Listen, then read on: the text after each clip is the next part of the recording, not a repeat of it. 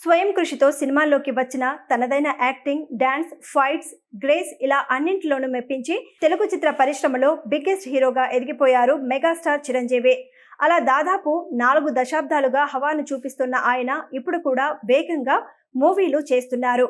ఇలా ప్రస్తుతం చిరంజీవి విశ్వంభర అనే క్రేజీ సినిమాలో నటిస్తున్నారు. టాలీవుడ్ యంగ్ డైరెక్టర్ మల్లిడి వశిష్ఠ దర్శకత్వంలో మెగాస్టార్ చిరంజీవి నటిస్తున్న సినిమానే విశ్వంభర.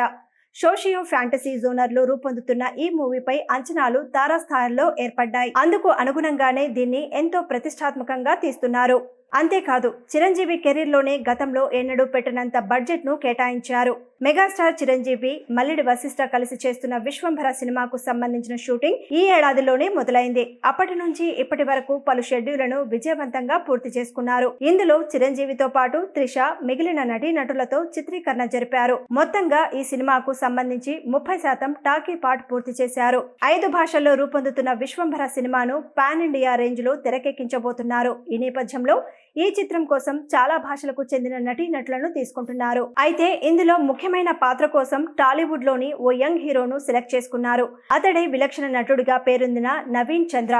విశ్వంభర మూవీలో చిరంజీవికి 3 చెల్లెళ్ళు ఉంటారు. వారిలో ఒకరికి జోడీగా ఈ యంగ్ హీరో నటిస్తున్నాడు. అంటే అతడు మెగాస్టార్ కు బావగా కనిపించబోతున్నాడు. తాజా సమాచారం ప్రకారం ఈ చిత్రంలో నవీన్ చంద్ర చిరంజీవిని మోసం చేస్తాడట.